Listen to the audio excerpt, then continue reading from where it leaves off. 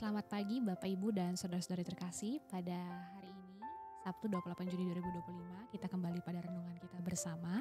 Dan sebelum kita masuk pada renungan kita, mari kita bersatu hati, kita berdoa.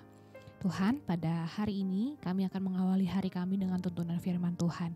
Biarlah dalam segala keterbatasan kami, Roh Kudus-Mu yang menolong kami untuk memahami setiap firman yang akan kami dengar dan baca. Dan biarlah firman yang kami terima ini boleh menjadi bekal dalam langkah kehidupan kami pada hari ini.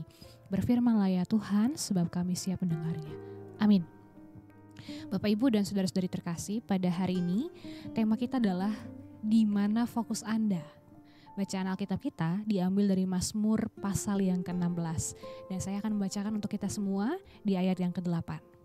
Aku selalu hidup berhadapan dengan Tuhan karena Ia berdiri di sebelah kananku. Aku takkan goyah.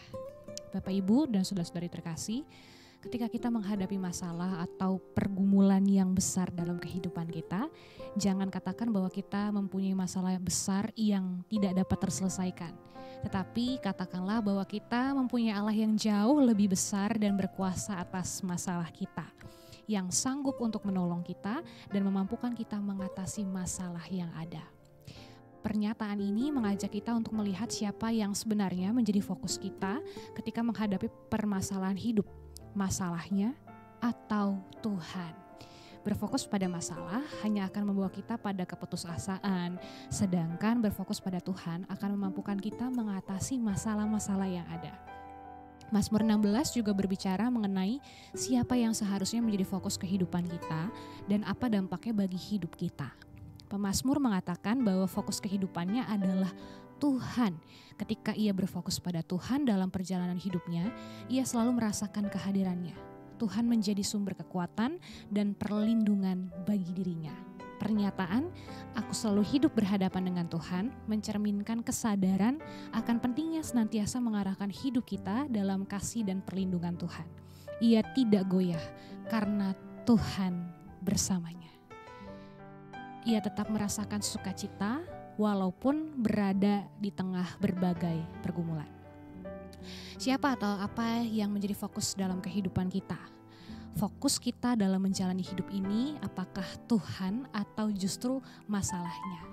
Nah, itulah yang akan membuat kita sadar siapa yang sanggup untuk menolong kita dalam mengatasi masalah dalam kehidupan kita. Mari Bapak, Ibu, dan saudara-saudari terkasih, kita menyatukan hati kita berdoa. Tuhan, kami mau belajar pada hari ini bagaimana kami boleh mengarahkan hati kami kepada Tuhan, memusatkan kehidupan kami kepada Tuhan sekalipun ada banyak masalah dan pergumulan yang harus kami hadapi.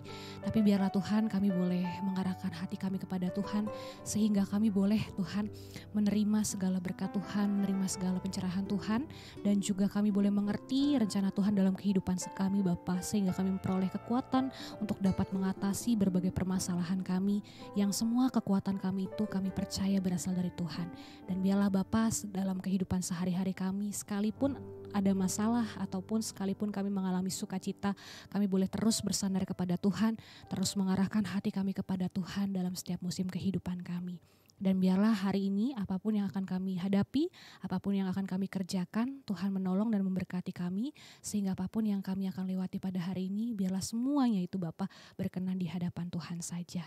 Di dalam Tuhan kami Yesus Kristus kami berdoa. Amin. Selamat pagi Bapak Ibu sekalian, selamat menjalani hari kita pada saat ini, biarlah Tuhan yang menolong kita. Amin.